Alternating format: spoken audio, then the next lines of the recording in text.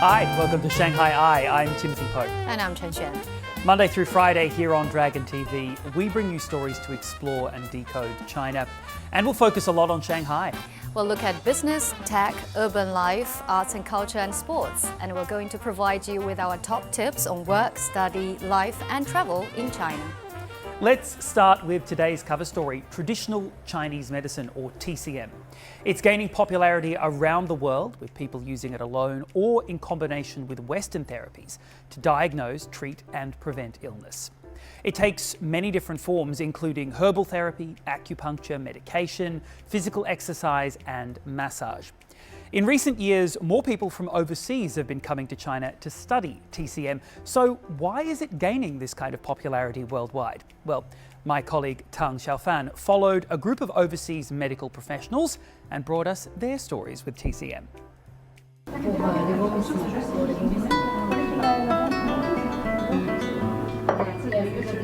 It was my first experience learning about TCM, and it's been absolutely fascinating. Because it's so holistic, and it also brings in nature.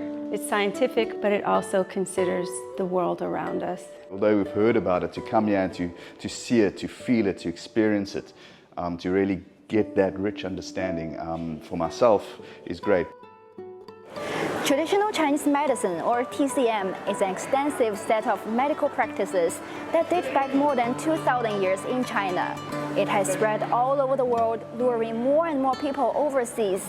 At Longhua Hospital, a group of medical professionals from countries like France, Malaysia, Morocco, and South Africa are learning some TCM therapies.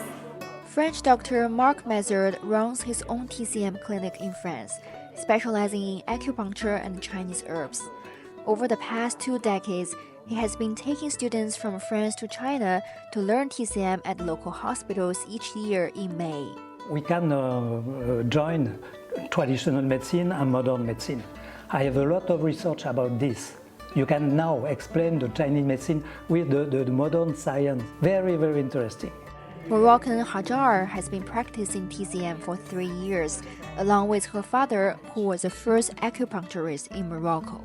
In our daily practice, we saw that if we work only with Western medicine, we kind of have this stop.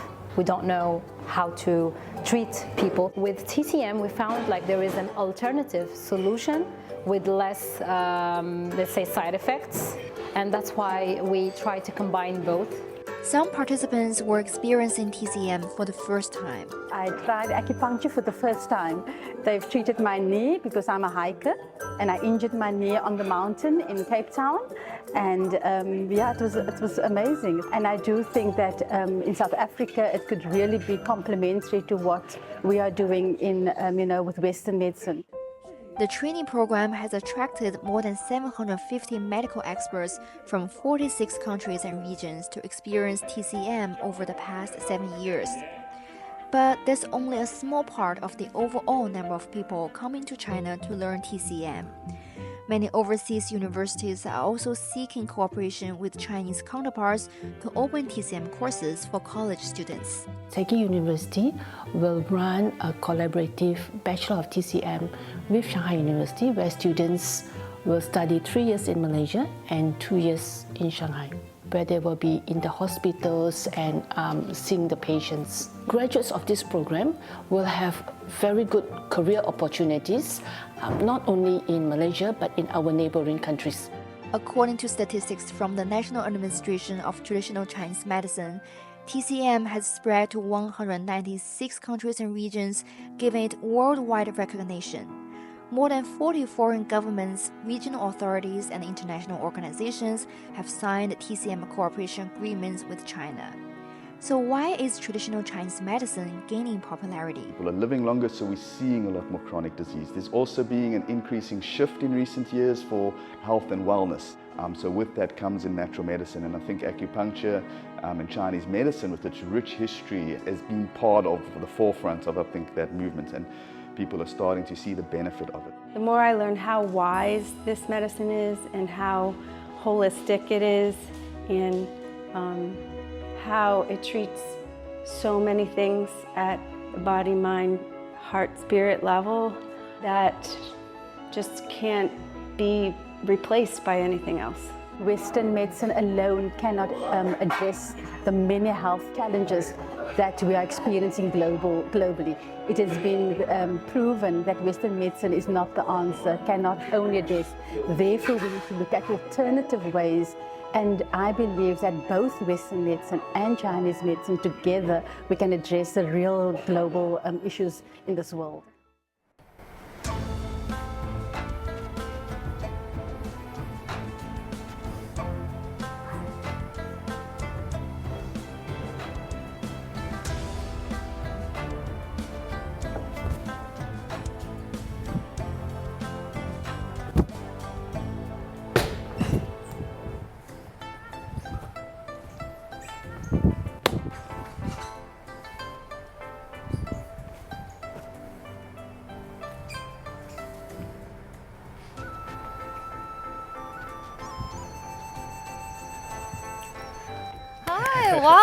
Wow, that was fantastic, Aaron. What's it called?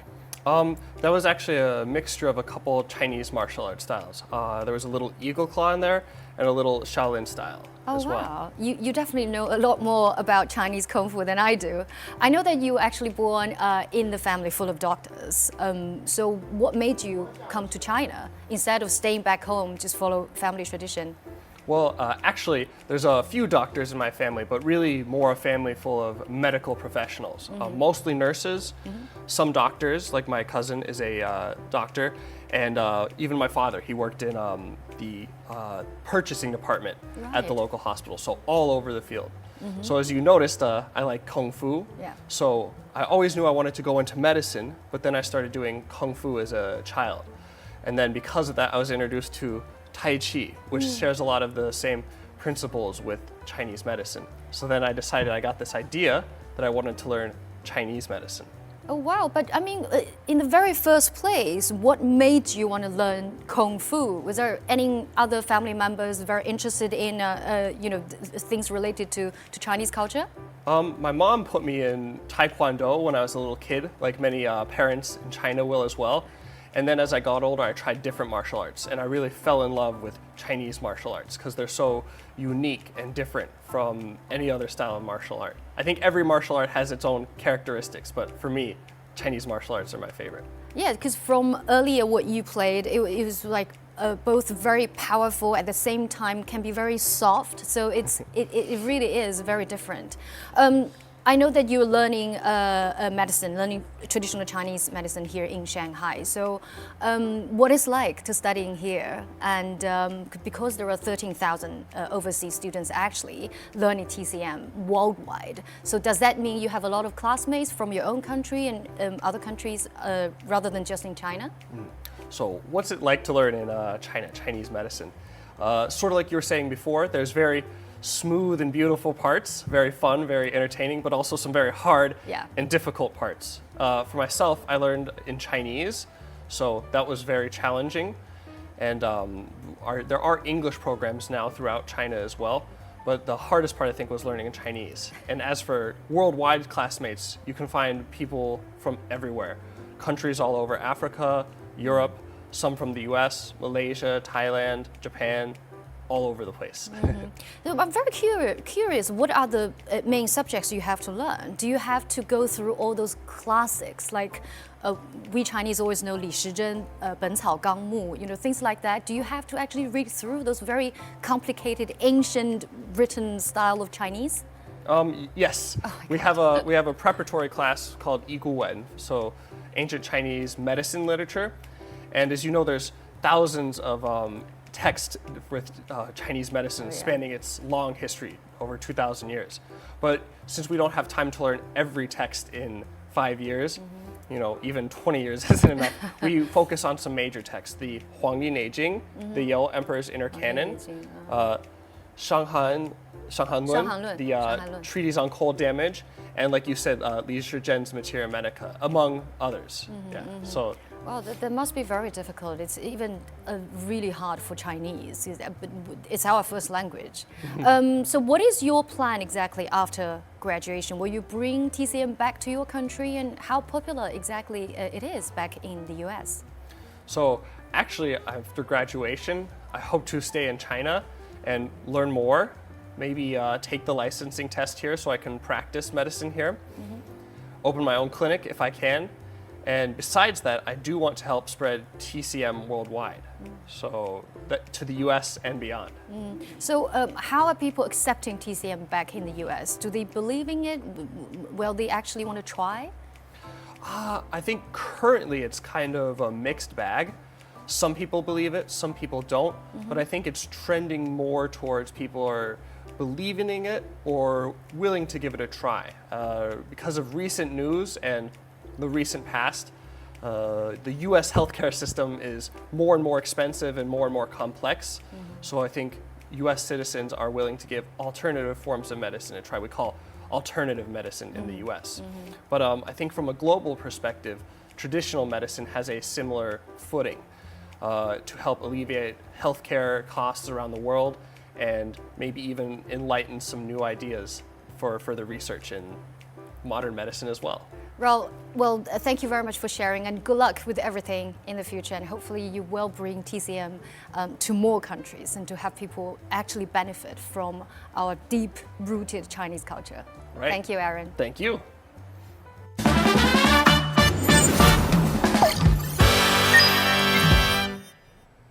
Time for Shanghai A to Z now. From Monday to Friday, we're going to be providing this guide for foreigners who are new to Shanghai or for expats who live here. Today, we're going to look at how expat travellers can book railway tickets. In China, of course, railway travellers require real name authentication for purchasing and for check-in. Expat passengers can purchase real name tickets with a valid passport. Currently, both e-tickets and paper tickets are available. You can purchase train tickets directly from railway operators or their sales agencies. At present, the following channels are available. Firstly, ticket counters at railway stations or railway ticket agencies. Secondly, ticket machines that are installed at stations or other designated areas. And thirdly, the 12306 mobile app or website. This is the China Railway Customer Service Centre's website, and it has an English version too, so it's quite easy to use. A valid ID can be used to buy only one ticket for the same train on the same day of travel. However, if you're travelling with children who do not have valid ID cards, you can use the identity information of their accompanying adult to buy a child's ticket. Now it's time for the Shanghai Eye Q&A, where we search our socials and answer some of your questions. Today's question is food related. Alex asks, I'm flying from Bangkok to Moscow with an overnight transit stopover in Shanghai, and I want to bring tropical fruit from Bangkok to my relatives in Russia. Lucky them. If I leave the airport using a transit visa, will I encounter any issues at the airport? Are there any restrictions regarding fruit? Well, Alex, according to the Ministry of Agriculture and Rural Affairs and the General Administration of Customs regulations, fresh fruit and vegetables are prohibited from being carried or sent into China. Actually, all live animals and fresh plants are prohibited, with dogs and cats being the only two exceptions. And of course, quarantine and vaccination certificates are required in order to take those with you. So if you plan on entering China on a transit visa, choose souvenirs that are not prohibited, or you'll be arriving at your final destination empty-handed. If you've got a question for us, you can find us on all the socials. We'd love to hear from you. You can find all our content online as well, and join us here on Dragon TV Monday to Friday. Thank you so much for watching. We'll see you next time.